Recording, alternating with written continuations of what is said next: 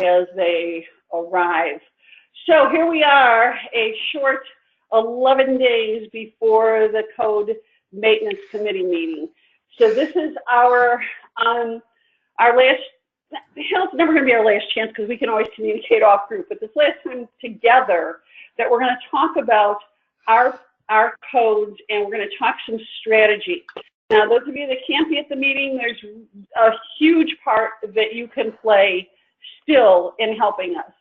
Still going to try to keep this to 60 minutes. I really value your time. I know we're always, there isn't any person on here that isn't somewhat busy and, of course, a little bit crazy because you're running this committee. But anyway, I want to honor that time as much as possible. This is always a work of a group of us. I want to say particularly thank you to Jill tonight because the testimony that we have, she's gathered, and you'll see it's rather heavily weighed in the people that do implants that were on the implant committee. Of course, Kathy, well, I'll give Kathy kudos in a little bit. Linda is the one that kept all of us, given us the ability to even go over as many of the submissions as we did because she went through and organized them. Paige is always there with her calm assurance. And like Paige, you had a big life change this week, didn't you? You there yet? Paige here yet? Not yet. She'll be here. I already told you about Patty. Noel, I see you just joined us. So thank you, Noel, for being here too. And all you guys contribute. Now everybody on this committee, on the Dental Codology Consortium, I consider the Green Berets of the dental codology movement. We have many more members, but you have chosen to do this extra work and to be here, and I really appreciate it. We will have our next meeting scheduled for 1 month from now on the 7th of April at 7 p.m. We will report results of the committee, of the work of the committee to you. Now, if something really is exciting and we win something, guys, we're going to tell you sooner. But we will do a meeting. And then from there, there's an important part that we're going to be doing on that meeting. In addition to get reporting, it's already to begin the discussion of what we're going to submit in November. That's the thing about this. This is not, okay, now we're done. No, we're not. This is an ongoing thing. It's a political negotiation as much as anything else. And so therefore, once we find out how things were determined, we may go back. We want to do some of those again. We may do it a different way. But we'll need to already be thinking ahead of what's on the next horizon. So let's see who's here tonight. Yeah, I'm here. Yay, yay for me, I'm here. Say hi, Anne-Marie. Hi, everybody. And our wonderful Anne-Marie will be doing our mastermind in May, on May 20th. We say with hope in our voice, it's our plan. And what we're talking about subject-wise, Anne-Marie, is what? I haven't quite narrowed it down yet, but it's probably going to be technology and HIPAA. Yeah, she's definitely our expert with that, as well as Millie Thaw. They both work for EagleSoft. But Anne-Marie, I saw a great article that you wrote this week. I saw published, so congratulations on that, too. Yep, thank you. Yep. Sure. Barbara Lynch, you're here, right? I'm here. Terrific. I'm glad you're here. I know you can only be here for a limited amount of time, so I appreciate however long you can be here. Okay, so thanks. Okay, you're welcome. Welcome. Connie, say your official hi, even though we were just talking about moving. Hi, it's my official hi. Okay, that was official. And Janet, I think I just saw Janet join us. Janet? I'm here. Janet, can I ask you a question? Did you get your code for the insiders yet? To get on the insiders? I think so, yeah. Okay, because we had a transition. I'm going to talk about this in a second. We had a transition period of time that I think there's some people that didn't get their code. So I'll be following up on that. Let me start on the other column. Angela, is Angela Craig here? Angela? No, not yet. Barbara Reifik? Not yet. Beth Deegan? Not yet. Denise, you're here though. I'm here. Hi. There you go. Thanks for being here. Jeanette Miranda, is Jeanette here yet? Hello. There she is. Hey, Jeanette, are you joining us this year at the Code Committee? We sure loved having you there with us last year. I haven't, it's been a crazy winter. Yeah, Do you, it's been a real winter for all of us. Yeah, that's for sure. So okay, but Annie, when we talk about who's going to come, it's going to be important for us to Okay. know so we can work together in coordination. Say hi, Jill. Jill? Hi. There she is. There she is. All right. Let's see. Hi. Lisa, are you here yet? Not yet? Hey, Patty, Karen Thomas? you skipped over Jennifer and Karen in the first column. I know, I'm going back. Oh, all right. I don't like being linear. Okay, got it. So Lisa, Karen, Jennifer. Yeah, I noticed. Okay, I all don't right. think either one of them are here yet. Jennifer, are you here? Not yet? Okay. All right. Hopefully they jump in. Linda Jorgensen. Hi, everybody. Before we you go. ask, I do plan on coming to Chicago. I'm going to be more than halfway there because the day before, the Wisconsin Dental Hygienists Association is having Lobby Day in Madison. So I'm going to cool. Okay. plan on driving to Chicago that night, Wednesday night. Fantastic. Yep. Fantastic. Lucy, how about you? How are you doing? Good, I'm here. Thank you. Can we talk you into coming down because you're in Wisconsin too, aren't you? Yes, I am. I can think about it for Thursday. I don't think I can make Friday. Right, okay, that's fine. Even if you can, I think that here, let me throw this out to anybody, and I'm going to contact everybody that's local in Illinois and Wisconsin and anybody, because even if we're there for an hour in the beginning to show our togetherness, how's that? That would be helpful. So, terrific. Millie Saw, is Millie here yet? I don't see her yet. Natalie, say hi. Hi, everyone. Thanks, Natalie. Nicole said I think Nicole reached out to me and said she couldn't make it. Noelle, say hi again. Hello again. You can take me literally. I love it. All right, Paige. Say hi, Paige. I'm here. Paige, you want to talk about what happened for you this week? I don't know. You mean about me walking out of a job where I'd worked for 41 years? Yeah, that would be it. Okay. Trying to process it and figure out next steps. But Yeah. it was the right decision. Oh, well, congratulations. That's out a very brave choice. 41 years and done. Sometimes enough's enough, huh? And it Yeah. sure is. Yeah. As I said, Patty Beeson's not going to be here. Susie, you're here though, aren't you? I saw you, Susie. Yes, I am, Patty. I'm here. Great. Always to have you. Tammy Harbaugh. Tammy is brand new with us, and another thank you, Jill, for helping connect Tammy. Tammy, why don't you tell us a little bit about yourself? Well, I work in a general and implant dentistry. I've attended a few of Siobhan's ICP in Bethesda, her training classes. Really has transformed the way I practice. And I'm currently a student at the University of Bridgeport seeking a completion degree in dental hygiene. So when you get to that project that you will have at the university, you got all of us. Okay, use this for your survey or whatever. It always seems like that there's always a project. So where are you located? I'm in Ohio. I'm southwest of Cleveland. Terrific, terrific. But you are coming and joining us for the coding committee, Well, right? I had planned on it, but I realized that I had made a commitment to my best hygiene friend to work for her while she was on vacation, and I don't know if I can get out of it. So Okay, I appreciate it. Anything that you can contribute to our discussion tonight, as well as to what we are going to bring to the committee. One of the things I will say is the implant group has helped us immensely with what they wrote up to help support what we're going to go talk about. Tiffany, has Tiffany gotten here yet? Not yet. How about Kathy Forbes? Kathy Forbes, yes, there you go. See, I added you. I know Tammy Filipiak said she was going to be here. I don't see her yet. But they have, ADHA has worked on what they're going to be presenting. And Tammy, I think Tammy and Ann Betrell will both be at the committee. Catherine, are you here? I'm here. Great to have you. Nothing else. I'm always I happy wish to I get could spelled go to right. the coding meeting if it wasn't so far. Yeah, well, I got an extra room in my house, guys. I need an extra house. Pine, how are you doing? Don't you want to come up to cold Chicago? Pine, Cat Pine. You gonna talk? Okay, fine. We'll talk later, Pine.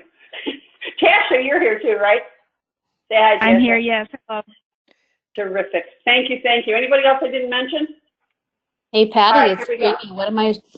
You Who was forgot it? about me. Jamie. I'm sorry, Jamie. You did. You didn't skipped right jump over me. I'm sorry, Jamie. Okay, fine. How about if I give you your own slide right after this? But first, I want to announce officially we are online, and you probably saw the newsletter this week. This is the new online. I went directly, actually, to the learning portal because it's happened. We got it up and going. We announced the Chicago bid winner. I've got a couple preview lessons, but we have the STEM Codology Insurance Navigator is up and running. About the curriculum, we got a picture we still got to replace there. Oh well, we'll get there. I know we've had people that have signed up and done the portfolios, which is the free thing. One of the things that I want to mention to you to remind you is as an insider, which is a member, your fee is 40% off. So your fee for these courses on a per course basis is 40% less, which really does bring me to the next point about being an insider. You will get an email within the next 48 hours to ask you to renew your membership if you have not. This group that on this call is very special to me and to Dental Codology because this is how this whole thing got started. You're considered charter members, and as a charter member, you get a considerable discount on the annual membership, and it never goes up. It is always frozen because you have been there since the very, very beginning. So watch that email, jump on it, jump on the opportunity. There, Jamie, you got your own slide. Now say hi, Jamie, and tell us what you're going to be talking about on our mastermind. So now you want to talk to me, Patty. What? I said, so now you want to talk to me. I see how it is. So vaping is something that we're seeing more and more of, especially with our kids. And for me, it's harder to recognize in clinical practice. You know, they're not the telltale signs when they walk through the door and you can smell them from a mile away. So we're going to be talking about some of that as well as where we can go and what we can do for it. And why we need a new code for it, because we do not have a code that accurately defines it. Though, Kathy, with the code that the code, you know what, I didn't put that on slide, but we are asking for a code to change tobacco cessation to, Kathy, what's the language on that? Because I didn't put that slide in. Give me a second. I don't have it essentially in front of me. I'm sorry, I don't have it right in front of me. Okay, well, you can get back with us on that. Oh, here it is. Because I thought I put all the ones in. Here it is. What? Counseling related to the non-therapeutic use of drugs for the control and prevention of oral disease. Okay, because right now we do not have a specific code. It's just the code that we have currently that we are asking to be revised is specifically tobacco counseling. So for someone that's vaping, that would not be an accurate code. This is where this constantly is evolving, and that's part of why we're also going to be talking about it then. We'll see if we win. Hopefully we get that, we see the passage of the submission that we made. But with where the vaping statistics are and the harm, we will have even more toward the next time. Now, the number of us, whoever goes to the coding committee meeting, will be representing the voices of all of you and all of the people on our group. Now, if we can have who is going to be there for sure? Can you tell me right now who your names are? Say them out loud. Kathy by the Forbes. way, somebody write this down, please. Kathy Forbes. Patty DeGangi, and Linda Jorgensen. That's all we have. Okay, we need help, guys. We need help. It needs to be, you know, one of the things that we need to think about is our presence. When we went as a committee, the first time there was 12 of us. I think last year there was 10 of us. But boy, looking at 3 of us, it's like, no, I know Patty Beeson will be going. I'm going to try and recruit a few more people. I also know there's a big commitment for somebody to come to Chicago that doesn't live here. So anyway, I still need help because even if you can't attend, you can still help. We asked for some assistance in writing some testimony. We didn't get that much. We didn't even get people to do the poll as much as we had hoped. And again, I want to recognize, how's that one, Kathy? Kathy, oh my. Kathy Forbes does a real lot of the heavy lifting on this for all of us. We have our wonderful subcommittees. We had the chair of our subcommittees. We made the decisions all together, yet the heavy lifting of making sure all those forms were filled out was huge. And so let's all give Kathy credit where credit is due. In addition, she's reached out, is reached out to other groups and other coalitions. And Kathy, you and I talked earlier today, and tell them about your plans to reach out to them again this week before our meeting. Yeah, way back 6 months ago when I reached out to the American Academy of Pediatric Dentistry, who we knew beforehand was going to be submitting changes to the prophylaxis codes, and then I reached out to the National Association of Dental Plans, and in fact that was in like August, and their group met in September, and so I sent them kind of what we had at that point in time and told them once we had voted and clarified everything that I would send the whole packet to them. So NADP has had the packet long before everything kind of came out, and so did AAPD. They have not reached out back to us, but then I have to realize each organization has to plow through 146 code submissions, of which our 16 is not a big percentage, but tomorrow I'm going to be in my office all day, and I'm going to reach out to them again just to see if they've got any questions or if I can help them understand anything and kind of get a feel for where they're coming from on our submissions. In the same way, this week I'm going to reach out to the Canberra people. Now, those of you on the call, when the Canberra Coalition and people were on the call with us, I got some really nice notes from them afterwards. And I'm hoping that they will also, if they're going to be at that meeting, that they might go to the podium to support some of the things that we're doing. But the way we know the only way we know that is by asking. The other part too is this has got to be more than just a couple of us doing this if we're going to move our agenda along. Now, with tonight's meeting, I didn't ask officially, and Jamie, I always ask you, so I thought maybe if somebody else could step up. I want us to discuss what it is that we decided on. Any discussion tonight about our proposals and our written testimony. If somebody can help manage the discussion box, then the chat box, as well as take notes on the discussion, it will help immensely, okay? The code committee that's what it looks like. They have automatic coding, they have automatic voting until the machine breaks down, which would it break down this year, last year, early on. But this is who you see there, and again, I'm reviewing this for people that haven't had the experience of being there. This is the open mic. There's 2 open mics. This is Dr. Alan Friedel, who is very friendly to our group. Nobody else I'll be reaching out to.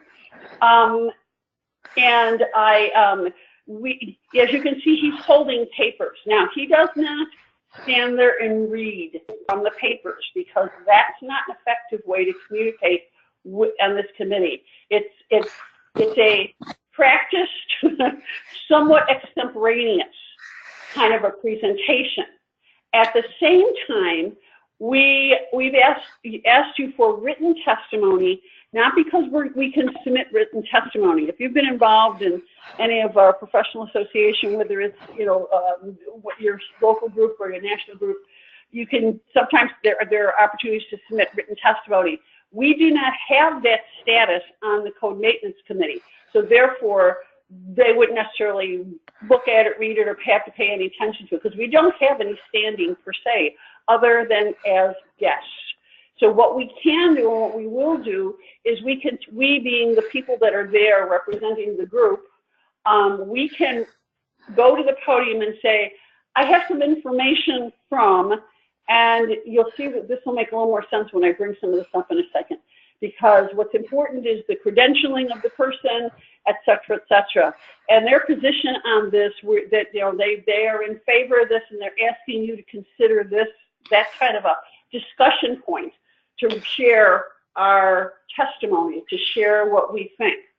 Now, again, because I've gotten the most from the implant, well, the only ones I've gotten were for the implant submissions, although we do have, what, 5 new ones and 1 changed one for implants that we are submitting.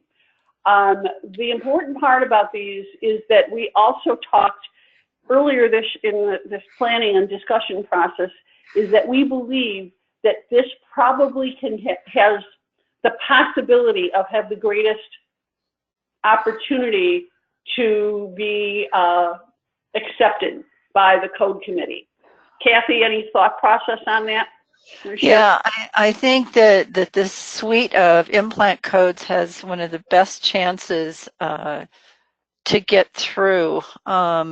Although, I keep thinking these committee members have 140 some codes to go through, but let's say if it didn't get through, getting referred to a subcommittee to look at it, which is a win in my book, that even if they would consider it for another year. But I've got testimony from 5 different pieces of testimony from experts on the implant group. I'm going to show them that, Kathy. Pardon me? I have it on slides for them to see. Oh, okay. But yeah, that we've got the biggest support in this area. I mean, yep. I keep thinking we're standing there, and if they say no, say, well, then what do we use for each one of these individually? How do we manage this? So. And again, each of you have gotten copies of this and have seen these. And again, it's a suite of codes. Now, here's what I'm going to do is I'm going to have you look at the testimony as well as the credentials of the people that we have written up. Melissa, who did chair our implant committee, our implant code work group, wrote on inventory number 102, and I'll show you what that is in a second. But as you can see, that she's also written her credentials down. And this is where the politics come in, okay? Because they get impressed. My experience in listening to these committees members is that, if there's credentials behind, as well as science, and we'd like to think they're all moved on science, and they're not, but this is where the politics come in. So, and I'll go in a second, and we'll talk about who is going to present and how we might present Melissa's credentials. But what she wrote was, she wrote specifically on 102, which is the decontamination procedures for fully edentulous patients with no evidence of active peri-implant disease and have implant-supported bars and or locators to attach them. As you can see, she's got extensive justification there. Now, this is not the same as what we wrote in our submissions, right, Kathy? Right. Explain why. Well, because if we just if we've had testimony that just parroted what we put in writing and submitted, they're going to blow us off, to be honest. But this way, it's adding more information and more specifics from a credible submitter who has the expertise to be able to talk about this. So I love that it's just adding to what we've already submitted. Right. And again, the credentialing of the people, and that's why we want to have people that are active, really active in this particular case, in this arena, to be able to, because I can talk about it, but this is not my area of expertise. Kathy, you could talk about it, but it's not our area of expertise, and that's why this is so helpful. And I'm building towards something with that as I'm saying that to you. We also have from our Jill, this is just such a little thing for who you really are, girlfriend. But Jill has as a laser, from the Academy of Laser and her certification, what she teaches, etc. But Jill, I'm going to have you explain your own. You're here. Go ahead and explain it about why you're supporting this one if you were there at the microphone. By the way, I give nobody any warning. I'm going to do this to them. Right. Right. What we're doing is revising code D6081. And the reason we're doing that, because D6081 just speaks to actually implants and teeth with it, and it doesn't really give a full we're doing more by quadrant to eliminate the restrictions of the implants per quadrant.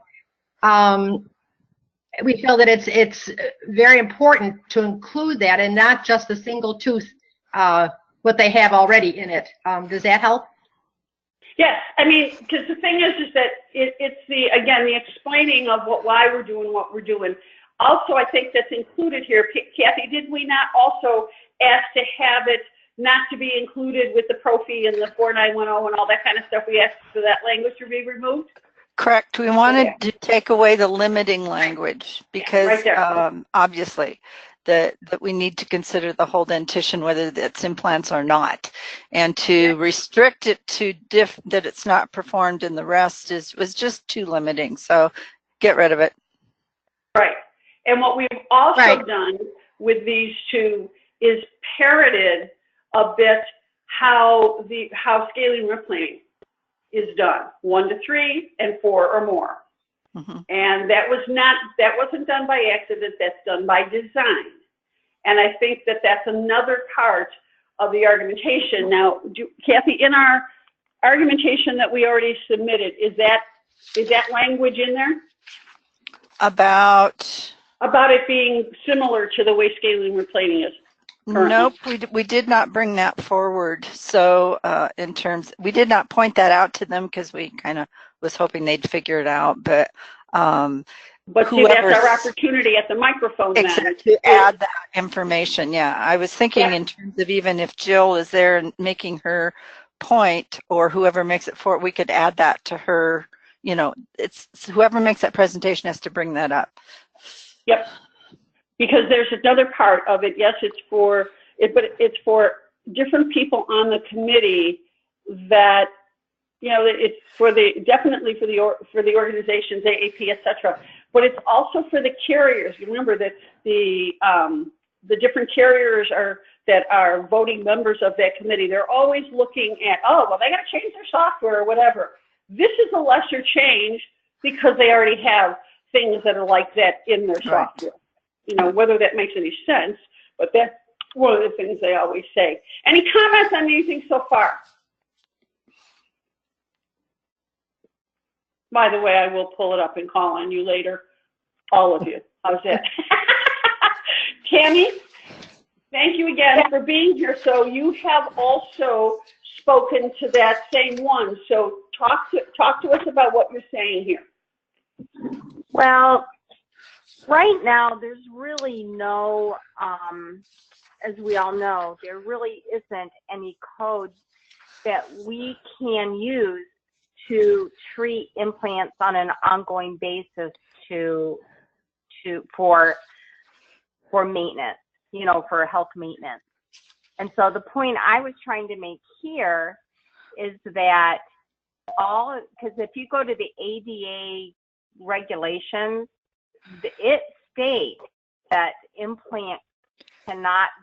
these procedures cannot be billed for implants. I mean, it says that it's for natural dentition only, and that's for the Profi. And so I was trying to point out there is nothing for implants. You know, so basically, it's what we call a hole in the codes. Right. There's a hole. Yeah. So we're trying to plug a hole in the codes. Okay. And I tried to it readable. They have a lot of things to look through. So as well, they're not going to probably read it at all. That's what I was saying before. They're not going to read it at all because we don't have standing to submit anything that way. That's why it's helpful for you to explain it to us so that we all understand it similarly so we can present it. Right. So, and I just wanted, my point was that implants have to be maintained, or the oral, see, because the whole point is optimum oral health. Right. And I know that implants that are compromised can compromise not only the oral health, but the patient's entire physical well-being. So I guess that was my whole point of the whole thing. Tammy, I like. Go ahead. Tammy, Okay. this is Kathy. I really like how it's short and simple and will be easily read by others. I'm going to ask one favor of you. Down where it says D11, 10, 49, 10, 43, 41, 43, 2, it should be 43, 46. And since you sent me a PDF, I can't edit that to make it correct. Could you edit that and just send it to me? Which one is it? Did you say 40, that it says 41, 46. It should be 43, 46. Oh, okay. If you could just edit that, like I said, it's a PDF, so I couldn't make any changes. But if you'll do that, then I'll make sure I've got a correct copy for whoever's going to read this next week. Okay, I'll do that this evening tonight. Thank you. Can I ask, from your 15 years experience as an implant practitioner, your term highly susceptible, what are you saying there?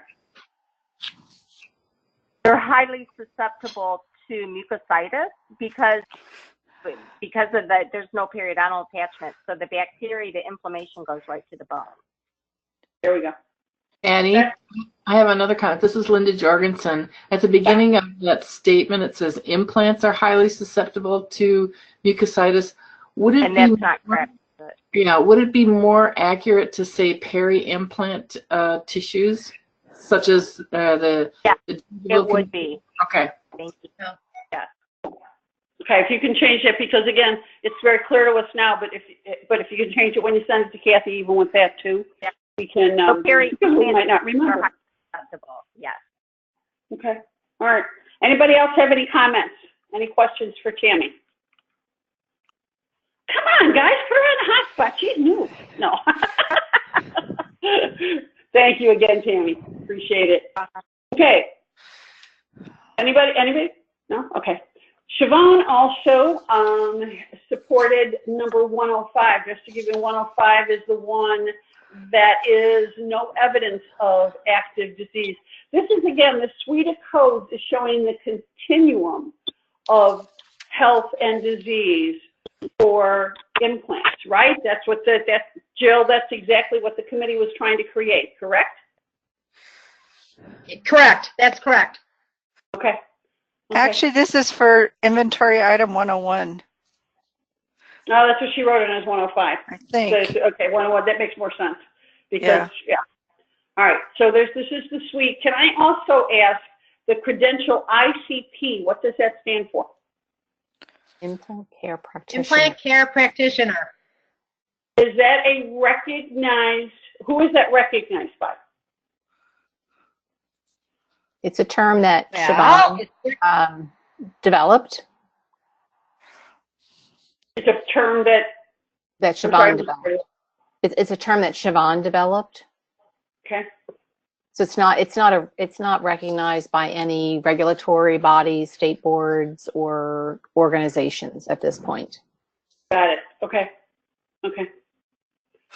If that was the case, then if we were submitting this, I might be concerned about that credential. But in this case, I think that we can. We can include it. Well, I don't know, if any other states have had issues, but we've had issues here in Illinois where we were putting down periodontal specialists, and anybody that put it on a business card got themselves in trouble. Well, not everybody, but if you got caught by our Board of Dentistry saying that's not officially recognized thing, so you can't put it on a card. That's part of where my questioning goes with that. Anybody have any thoughts? Well, most state boards will have recognized specialties that are recognized by the board, And so that makes sense that what the Illinois board did. When I was on the Maryland board, it was a very similar situation. But perhaps the way to get around this, and part of it's educational on our part, is instead of using initials of ICP, to actually write it out and say implant care practitioner. So that, that it's part educational and part also that to recognize this person has taken continuing education in this area. Right, and practice. Well, again, and each of them that are writing here are also practicing actively in this area, right? Correct. Patty, Yes. this is Sue Brzezinski. Correct. Patty, this is Sue Brzezinski. How about where it says the implant care practitioner, that Siobhan just puts in parentheses the ICP? And then they'll know what they're talking about. Oh, yeah. Right, I get good. that, but again, remember, this is just for our internal documents at this point. It just was something that I brought up just for the discussion we just had. Because I see that and I go, okay, what's that credential for? So, all right, so what Siobhan is saying here, and actually if somebody else, I mean, again, Jill, I'm going to turn to you because you worked more closely with all of this group. Her justification, you can read it there. Jill, anything to add? I have to go. Look, give me a minute to read it here.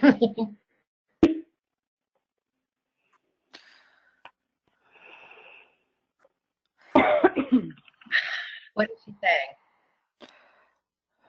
It's really speaking to the maintenance of it as well. And she's trying to say that that is becoming the standard of care for implants to be placed, and that the importance of maintenance and with mixed dentition, and that's what I think she's speaking for the mixed dentition part of it, as well as the natural teeth in it. I'm speaking for her, so I don't. Let's see.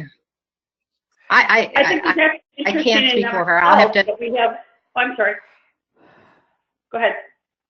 Go ahead. I just said. No, that was all I was saying. That she's using the term mixed dentition in a different way, in and of itself, and I think that might give some legs, just in kind of perking up people's interest. What do you think, Noelle? What do you think? That is it. That is of what she was trying to relay here. I think she's on. Go ahead. Go ahead. I was going to say, I think she's on the right track. Yeah, I think that again, it's because I've read it in many articles that implants are now standard. I mean, in standard of care is defined as not the highest to which we can attain, it's the lowest to which we can go no lower. Yeah, I mean, that's really the definition of it. But they are standard of care. We have this, so this is really the argumentation that will be good for the whole continuum, isn't it? That we need something all the way from health, all the way through, because this follows what we're trying to also establish with the prophylaxis codes, right, Kathy? Yep. Yeah. Yep. Yes. Okay, and I have not had a chance to look at this at all. I literally put this in because I got it about 6:30. So Nicole, who's also another one from our very active implant group. Now she is speaking. This is number 5, Kathy. Is this one yes. 5? Yes. Okay. Can I ask a question about the ICP? This is Jeanette. Yeah, sure. Doesn't Siobhan, isn't she working with the International Congress of the Oral Implantologists? Yes, she is, and she just gave a speech, or she just presented down to the osteologists convention down in New York City. That's why she was on the train writing things. Yes, to answer the question. I think they're because quite a few years ago I took their course and I got the dental hygiene implant certification. I think the ICP is now their recognized hygiene. Once you take the course, that's what you recognize with the ICP. This is Okay. Anne Marie. Yes. This is Anne Marie. As far as I know, I am a member and a fellow of ADIA, and from what I know, it hasn't changed. I don't know if it's in the works, but my fellowship is FADIA. So right now it doesn't have anything to do with the ICP. Now, maybe it's on its way. I don't know. Noelle, do you know anything about that? You're absolutely right, Anne Marie. I don't think that there's an official affiliation between Siobhan's group and the organization. Okay, I haven't been to one of their meetings in probably 5-6 years, and I guess I was just assuming they had changed that. But thank you for that clarification. No problem. Did someone reach out to find out about that and get clarification of that? I think it's a great question. That was you, Jeanette, right? Yeah, I will reach out to the director of ADIA and find out from him. Okay, terrific, terrific. So, I have this up here a whole bunch of times, but right now it's going to be Kathy, Linda, and me, I guess, so far. Who's going to speak? So we'll have to figure that out as we get hopefully more people to come with us. So the thing Patty, that I was really Patty, go ahead. Patty. What is I don't is Tammy on the line from ADHA yet? I couldn't tell by looking at the list. Because I'm just curious maybe perhaps a coordination with ADHA as far as their testimony is concerned. Do we know what they're going to be speaking to? I did reach out to them, and I got, and I thought Tammy was going to be here tonight. So let me read the note that I got in reply. Patty, yeah, Linda. I spoke to Tammy on the phone 2 days ago, and at that time she thought she was going to be on this call. And right after we started tonight, I texted her, and I haven't heard back. So something might have come up. I know she intended to be on the call, and she hasn't texted me back, so she must be. Okay, so here's what I did get at 3:45 this afternoon from Tammy. Ann and I will be attending the CMC meeting, but neither will be attending the dinner. What it is I asked for one to go to dinner the night before. I'll be driving down from WDHA lobby day, so arriving later, and Ann won't be able to attend. As in the past, we will be doing a final review of submissions in advance of the meeting to determine where we may provide testimony. I have been keeping ADHA team up to date on info along the way as well. I think we need to speak to something, and I'm not quite sure how to do this or say it. I don't want to step on any toes, but last year at the Codes Committee, ADHA had President Breyerman stand up and read ADHA policy in support of the codes that we had submitted, or if there was something in ADHA policy to support it. Those of us that were at the meeting, and those I'm going to call on you guys because I want to get your opinion. We don't think that was necessarily successful, though last year's meeting was quite stifled in the first place. So, Noelle, what's your thought on that? Well, that's true. It was just the environment in the room was quite stifling, and I don't think it really added to have statements read that it was that ADHA had policy on that. So maybe the thing is that ADHA may not want to approach the microphone just to say that they have policy. That being said, I'm just wondering if there are other local leaders in maybe IDHA, other so people don't have to travel. Or people that are going to be going to meetings that are somewhat local that are ADHA members, but not necessarily representing the organization of ADHA, like President Breyerman or Ann or whatever, to have additional people providing testimony. Because ADHA's response all the way along has been very consistent, is in that they will only comment if the House of Delegates have authorized through ADHA policy that ADHA can speak to a certain topic. Right. And that's what's really important to understand for all of us. This is why at one point the direction seemed that this committee was going to be part of ADHA, but it isn't, and it can't be for exactly what Noelle just said. And that was a decision that was made. We also wanted to make it broader. We wanted to have it more inclusive. Now, we did this at the beginning of the meeting, and I'm going to do it again now. Yay, dental assistants. Natalie, do you know if there's going to be anybody from ADAA? Do you think Sid could come if nobody else can, just so we have another voice there at the committee? I don't know what her schedule is like. But I can reach out to Sid. Yeah, she would be a good one. Because who Sid is, the Sedona Pedro? You know, I don't even know her last name anymore. Anyway, she's the executive director for the American Association of Dental Assistants, or Dental Assistants Association.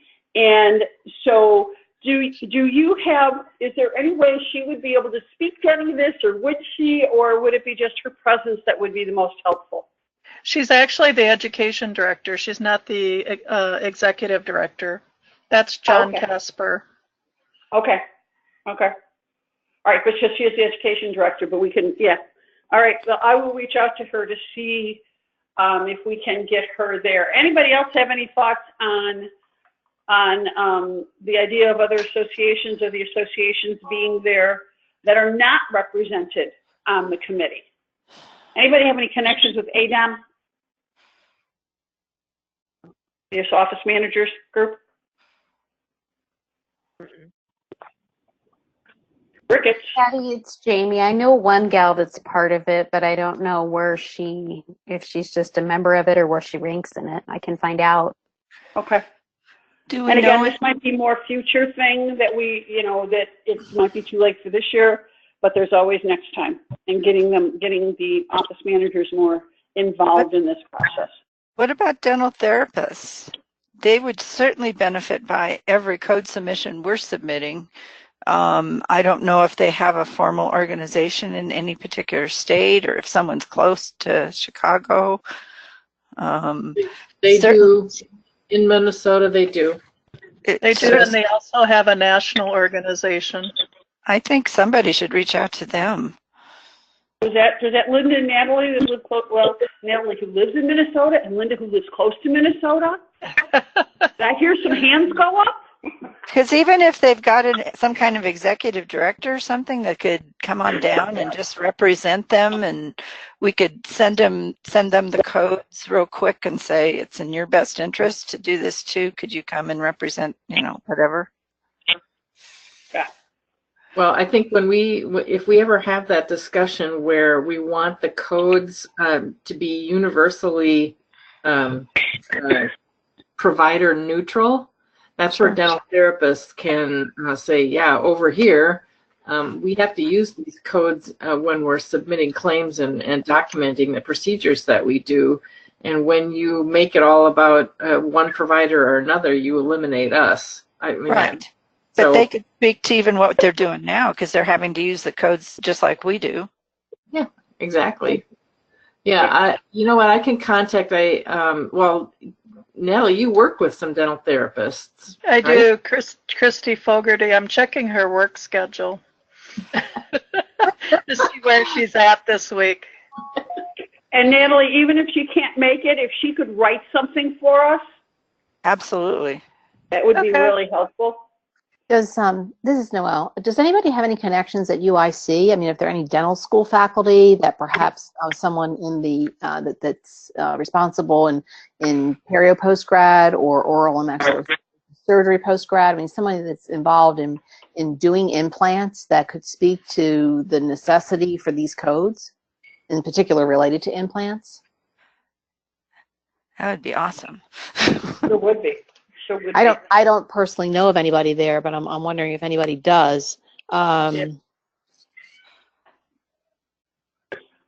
do not, but again, these are all like whoever's taking notes. I hope you're taking notes on all of these things, because even if it's not for this year, we can make it for the next, because we're going to continue to grow. We're going to continue to grow our strategies.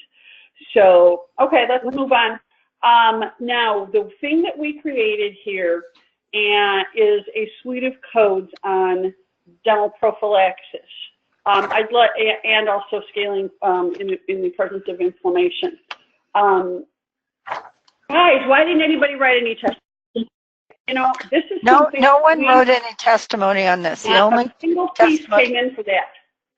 And everybody on this call, this is what we do. This is what we want. Or is it what we want?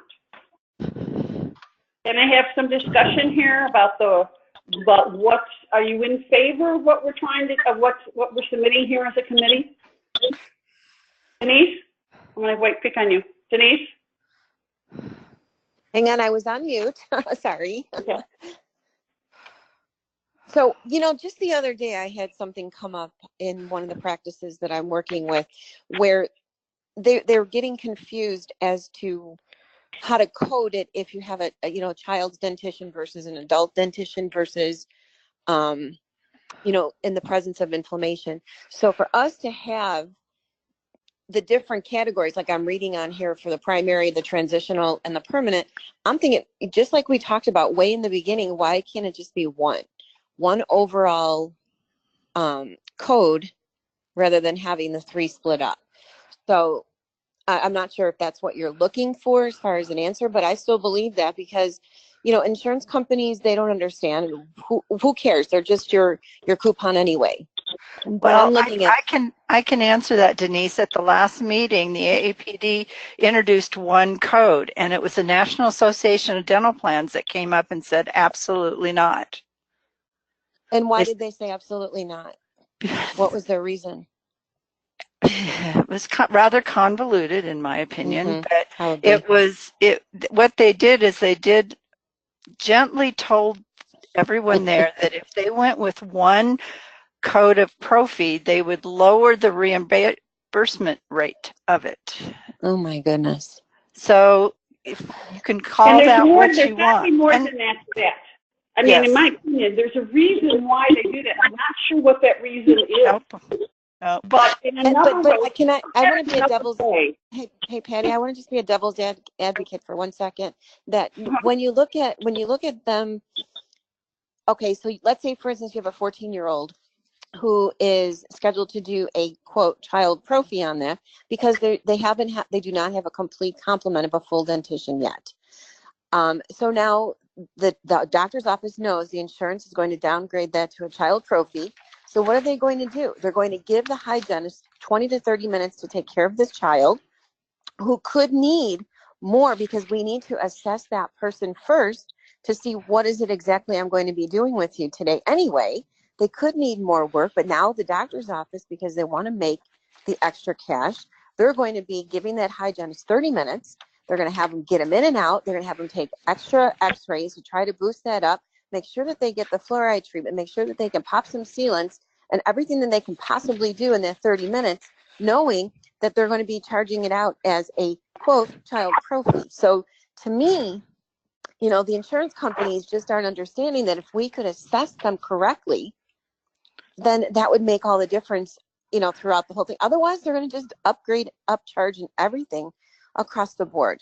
Well, let me tell you a little bit about what I've learned.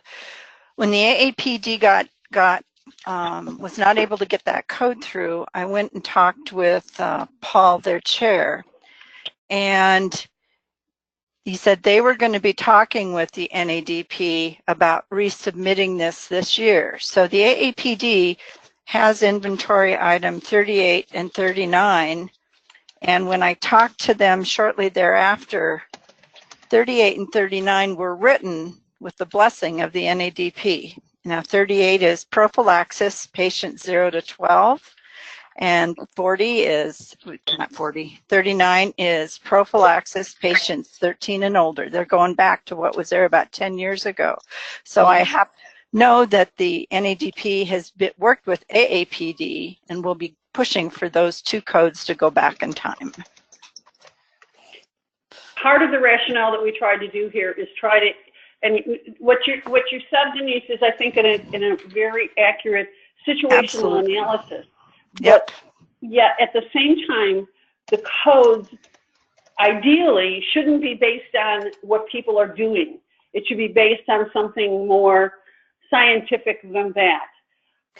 There is some value in the metrics of measurability of primary, transitional, and permanent dentition, with, again, intact periodontium. You know, should that, with intact periodontium, should that have been written on the primary and the transitional too? Because that's what we're trying to get to, is the intact periodontium with these. And that shouldn't be limited just to the permanent dentition. Would you agree? Right. I agree. Yeah.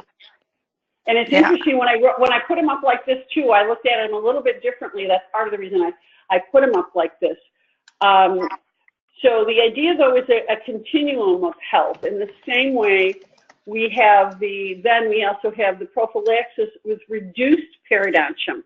And that's specifically based on the AAP classifications of health and disease. And though prophylaxis has never been, in my opinion, looked at that way, because it's like, oh, prophylaxis. I actually read an article in the last 2 weeks that said prophylaxis is for supragingival scaling in health. The code has never said that, guys. It's never said supragingival scaling. Nope. And that's one of the problems that we have with what people think they know about codes and what's actually there.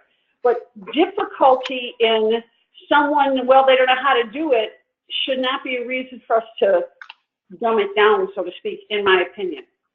Now, that's where the prophylaxis thing. Here's what I'm gonna push all of you, if I can. Again, all of you do this day in and day out. Can you write something up? Just in favor or not in favor? Anything. Any point of view you have. So yeah, Denise, I want to hear from you. Write that up, what you said. Because this is going to help us with our argumentation. This is where our expertise is. Yet we don't have any information on it. We don't have anything other than what we've already written and our own opinions, and we'd rather share this from the entire group. And Denise, your point of view is felt and shared with me. I hear it all the time from other hygienists. So anything that you can put in writing we can use would be really helpful. Okay. Yep. And it's not that we won't say it there at the committee, even if we don't feel it our way with ourselves. It's about, this is some thoughts from some of our committee members. We know that this is a challenge in clinical practice. Patty? Yeah? It's Linda here. I'm just looking at the previous definition of D1110. It says the removal of plaque calculus and stains from the tooth structures in the permanent and transitional dentition. So that sentence alone implies that the permanent dentition, all 32 teeth, and any transitional dentition, which means some permanent and some primary teeth, some mixture, are the same. That's the implication, is that they're the same. There's not that much difference between those two types of patients. And what we're saying, I think, by dividing it this way, is that there are some considerable differences in those dentitions and the diagnoses that happen along with them. So if you've got healthy transitional dentition and a healthy entire permanent dentition, they're two different things, and they're deserving of different codes. We could divide it up even more than that. The other thing I was thinking is you could it seems absurd, but you could start counting teeth. How many teeth are we talking about? If a person has one tooth and they're coming in for an adult prophylaxis, and I have had patients like that. Actually, it's more like two teeth, but damn, it took me a long time to, but that was periodontally involved. So anyway, there is a reason that we divided this up. These three scenarios are quite different, one from the other. Okay. So, Connie, do you think you can write something? Connie? Wake up, Connie. Sorry, no, I'm here. Yes, I will write something. I will commit to it amidst my 2 midterms and my 2 final papers this week. Yes, I will do that. Keep it short and sweet. Short and Remember, sweet. we're all nuts on this call. Every single one. Yes, I will commit to doing that. I Thank will you, have girlfriend. Appreciate it. Jamie, Janet, Jeanette, all my J people, Jill. This is Jamie. I'll do something this week, Patty. But can you clarify for me too, is there a standardized form in Dropbox for this to submit on? We have a form that we created. I don't know that it's in Dropbox, but Jill, where does it live? Kathy, where does it live? I don't know where it lives, but I know it comes home to me. Can I just get one of you to email it to me so I can submit on that, please? Yes. That'd be Was wonderful. that Jamie? Who said that? I can. Who said that? It's Jamie. We'll look at everybody that was here Okay, tonight. Jamie. Everybody, okay? Thank Wonderful. Thank you. Absolutely. Lisa, I think Lucy, anybody, we need everybody. I think it was Patty. What? Jill or Patty. What I think it was on the survey thing, and if they submitted if they were going to write testimony, it was supposed to be sent to them from that survey on the email. That's where it was. That's where the blank is there. But however, I certainly can submit a blank to them, or I guess that's the way we're going to do it. Whatever. If they want to just send them a email me, blank. I'll. Tasha, from your point of view with your group practice that you have, your DSO, what do you think? What's your thoughts on this thing, and can you write something? Tasha? Tasha? I'm here. There she I is. said I made a note in the chat box that I definitely will write something. If I can get a blank one, I will get that over to you this week. Yeah, we'll get a blank one over to everybody. Okay. I cannot see too that I'm looking here that I copied the same one twice. So Kathy, we have scaling in the presence of local slight gingival inflammation as our only change, or do we have a second change? We have a second one too. We have Okay, both. I have it right. This is localized. This is generalized. Yeah, there it is. yeah. Right. You got it. Okay, so let's explain this, because this is something, again, we're dealing with every single day. So this is taking the 4346 code and changing it. Specifically, go ahead, Kathy, explain it. Well, we're not changing it, we're adding to it, because the 4346 is scaling the presence of moderate to severe That's right. Okay. gingival inflammation in the absence of periodontitis.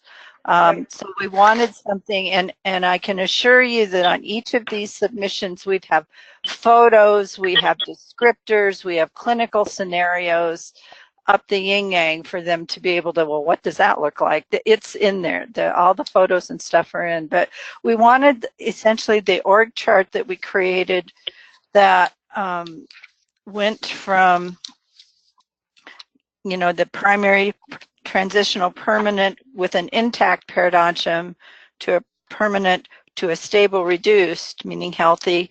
And we've given all them in the org chart every ICD-10 dental diagnostic code that goes with it.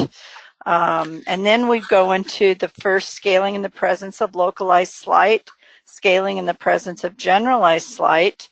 And then, of course, we've got the D4346 already and all the root planing, et cetera. And then to the perio maintenance, we made some minor changes too. But the idea of that the organizational flow, you can follow the progression of disease from healthy with no loss of periodontium to periodontal therapy, and do it in a succinct kind of progression. One of the things that in our testimony when we go up, and I know that's going to be me doing the particular intro, is to thank the AAP for participating in the reclassification so we could make prophylaxis codes that fit.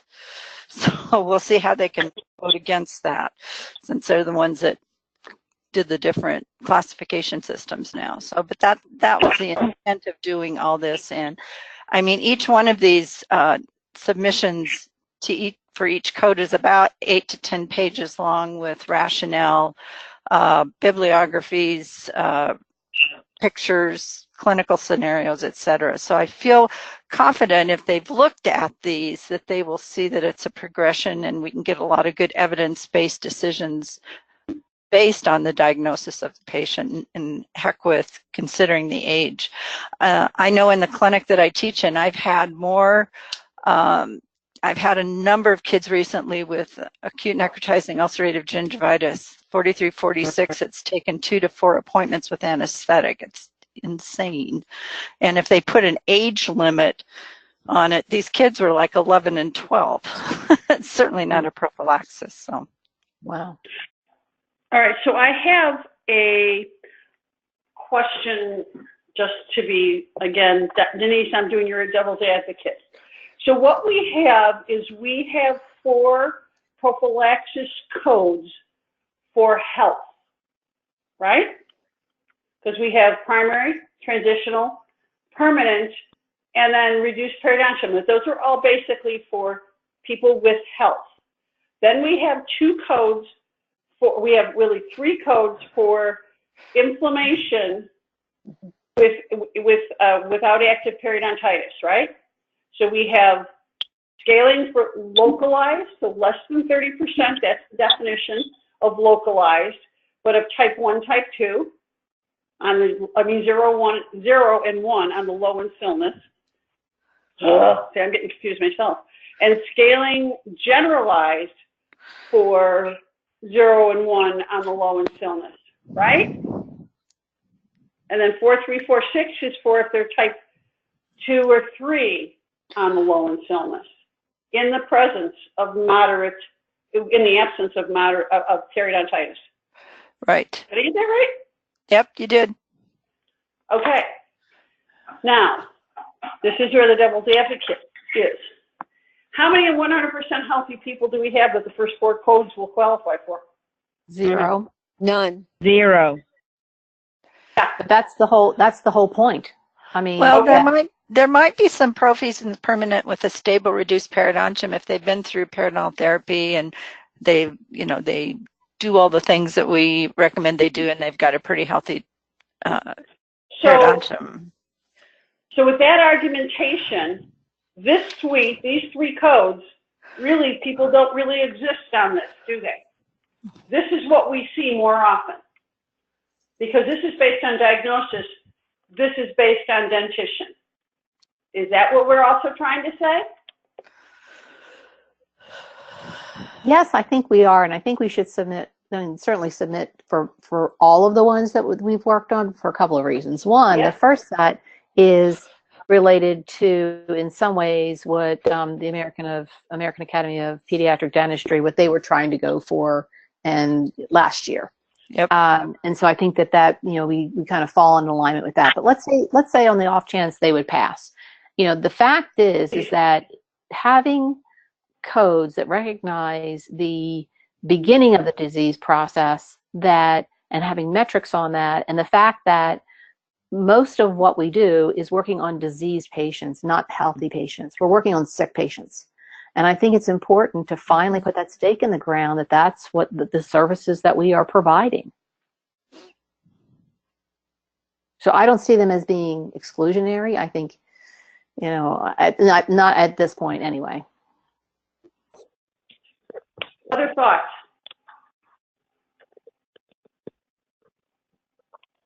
Susie Brzezinski, what do you think? You've been at this a really long time. Yeah, too long. I gotta think about a divorce at this point.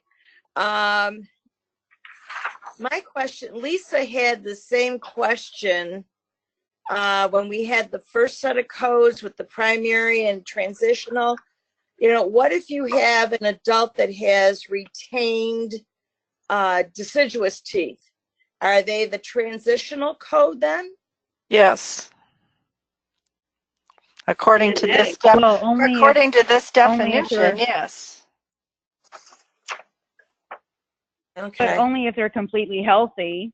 So I think it's probably, you know, in this case, you may not even be dealing with that code unless they're completely healthy. All right, because I have a number of patients that have retained deciduous teeth that are adult. We talked about that at our subcommittee meeting, and we decided that this flowed a little better. There were always going to be exceptions to matter whatever we came up with, but we had to make a stab at something. So the group decided this would be the way to go, and you know, understanding that there were going to be patients like you talk about. Okay. Okay. All right, so if everybody can write, Kathy, what kind of a deadline do you need for their testimony? You got 11 days till the meeting. A week. If I can have it by the 11th at the latest. Absolutely. Okay, everybody. Appreciate everybody's help, because again, we should have something. And again, the speaking question is a moot point. We also submitted, we have for whitening, changing the word bleaching to whitening. And we had no testimony on this at all. Do we need any? Do we want to add to this? Or were we doing these as gimmies? I think they're gimmies. I think they're gimmies. Please. Yes.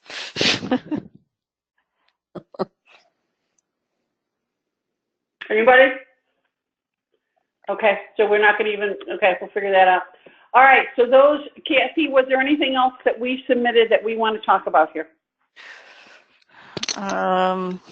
Well, we didn't talk about perio maintenance, which could be a real, but.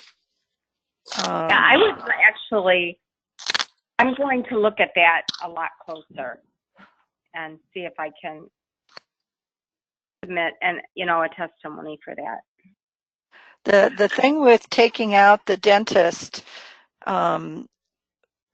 was crucial in that we've got dental hygienists, particularly here in the state of Colorado, who are performing paramaintenances every day. And if they submit this, they are committing fraud, basically. But they're doing it anyway, and the insurance carriers are reimbursing them. So we just wanted to clean it up, and by changing the disruption and removal of dental biofilm, adding that so it reflected all the other changes we've made in the codes. But the key is, we just don't want these independent hygienists or dental therapists, whoever doing this, to be in violation of the code. So. Yeah. If we can make that our first code that's gender neutral, that would be so cool. Gender neutral? Not gender neutral, professional neutral.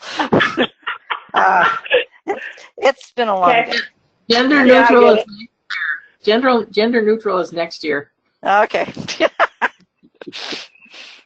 Do we want to, as a committee, speak on anything on the couple of the Canberra codes? I didn't list the one that was 2 paragraphs as the name, because I have a feeling they're going to withdraw that. Do we as a committee want to, as a group, want to speak to these codes at all? I think we should if we want their support, and it's a good, we've gone along with it. I mean,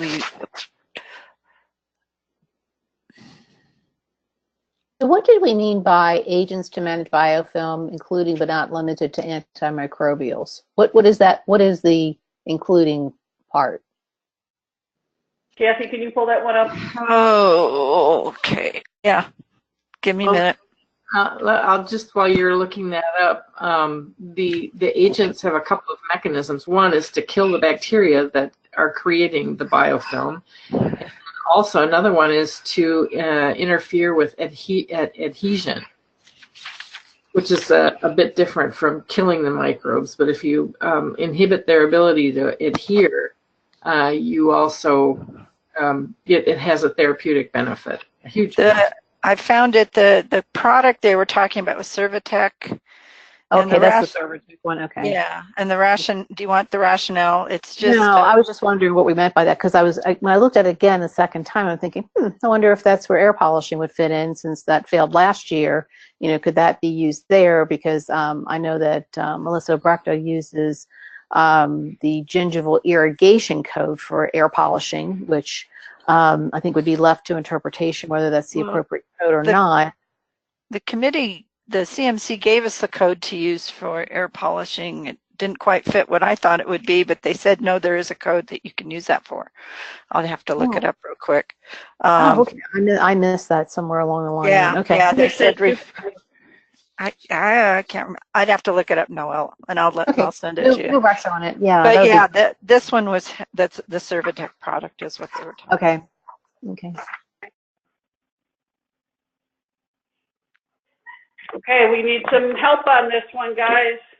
These are they are important. I think that they're important submissions. And do we want to speak on them? Because this is what I'm trying to show. What I think is important for us to show is that we're not just interested in the stuff that we came up with ourselves. That we did spend a lot of time looking at other things and looking at the things that are within our expertise. And these are within our expertise. Please consider writing on these. The same as we've got a couple more. And Kathy, tell me how is this is specifically for chlorhexidine varnish. So do we have two? I had it differently when I did it this way, without all of the other. I think they're from two different submitters. I'd have to look back. Yeah.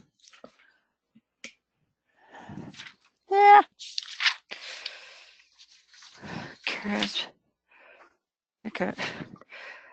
Yeah, the first one is from Peter Milgram, talking about the gap. And the other one is from the Ivoclar Vivadent company. So I think it's the same thing. One's from Peter Milgram and one's from Lori Ashland from the manufacturer of chlorhexidine varnish. Do we have any conversation about which one we feel has more validity? Well, I don't like the one that was written by the manufacturer because it says it has to be applied under the direct supervision of a dental professional, where there's nothing about what professional needs to be doing it. And I'm not so sure that outside of, this is my personal opinion, outside of dentistry, that there aren't some healthcare professionals that could do that. So that's my own. Which is true because we have pediatricians.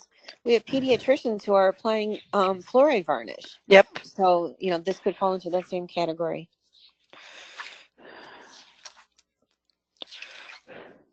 Okay. Well, again, these are just ones to think about. Again, we ran longer than I hoped, but it's really important. But before we move on, Tammy Filipiak did join us. And Tammy, I read your note that you had written to us earlier tonight and earlier today. So from ADHA, where do you see things going? Or is that still to be determined? Can you hear me, Patty? I can now. Okay, great. So from here, we'll have a review of all of the codes, and based on ADHA policy, we'll determine which ones that we would want to provide testimony on. And so I think, as in years past, once we've confirmed that, I think there's been some communication with you and vice versa from you to us in, as the lines of communication stay open in terms of what your group is planning for testimony as well. So, right. Well, that's pretty much it. Yeah, we were going over here. One of the questions that I had is that, and again, I'm going to be a little blunt here, but I already was earlier.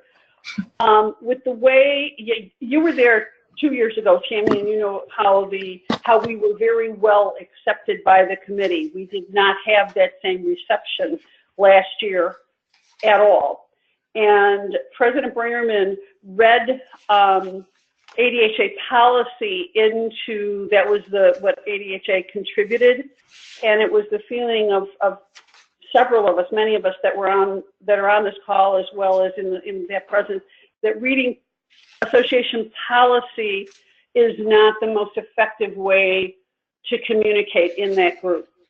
So I was wondering if that's what the plan is. I mean, I know that ADHA can't speak, you're going to speak to only what the House has directed you, which is our policy. But how can we do it where it can hopefully be more effective? I'm not sure I said that well, but. Well, I mean, I think I understand what you're saying, and yet I was not there last year, and so I don't know if it was the environment of the committee that was different or what we communicated that was, because I would say the previous year, that's exactly what prompted the committee to make a change with the blood glucose testing submission that had been presented. So, you know, there's probably a dynamic within the committee itself and those who are in attendance, but you're right, Patty, in that ADHA's testimony or verbal testimony of support is always going to be based on existing policies. So, you know, I can assure you that, you know, I'll take those thoughts forward as I prepare the information and go through it here in advance of the meeting. But you're right, that's how we prepare our testimony, is based on existing policy. Yeah, and as it should be. I mean, that's where, again, as I've said, I want to say it with you here, is that I pointed out to our group again, is that at one point we thought that this was going to be an ADHA committee, but yet what we've decided is that this group can be more mobile and do some things, whereas ADHA has policy that we need to follow, and there's a specific reason for those processes. And it's just another opportunity to point out to everybody here the importance of those processes. Yeah, absolutely. And I think, you know, the point you make, Patty, is one that we talked about, you know, early on this year, was that the ability to give this group more flexibility was a benefit of it not being, you know, driven by ADHA, but ADHA contributing as we could based on policy. And also that this group can also suggest through for our members how policy gets done and what we might need in policy. Yep, exactly. And I think we've experienced that through this group before. And I know that, you know, we all have a hope that that's one of the things that happens when that's identified, is that, you know, that process does move through ADHA, because you're absolutely right. That's how our new policies come to be, if you will. And I think the laser policy was one that we could use as an example a few years ago. Absolutely. So guys, passions brought us here, because you guys coming and sitting in these meetings and participating and contributing, it's because you believe, and we know we can make a difference, and we will continue to do so. This is not work that's going to be done, and after the CMC meets, as I already pointed out earlier, we're not done. I invite you all to become and stay coding superheroes. And again, you're going to get your renewal notice, and with your charter membership, I thank you for that. The network will need to continue to grow, though. More voices, more strength. But if you need to reach me, text me, email me, Facebook me, instant message. Yes, I have let my hair go gray. That's why I have a new picture there. For those of you that didn't see me. Patty, we're calling that silver or platinum, by the way. Silver or platinum, the new, yes, I dyed it that way. Thing is the future's ours to create. Dental Codology, we chart our own future. And I know that we're up to it. You guys are amazing people. I thank you, every single one of you, for your time. And I will bid you all good night and see you again. The date for our next mastermind is Jamie, is it the 14th, 18th? I'll send you an invite.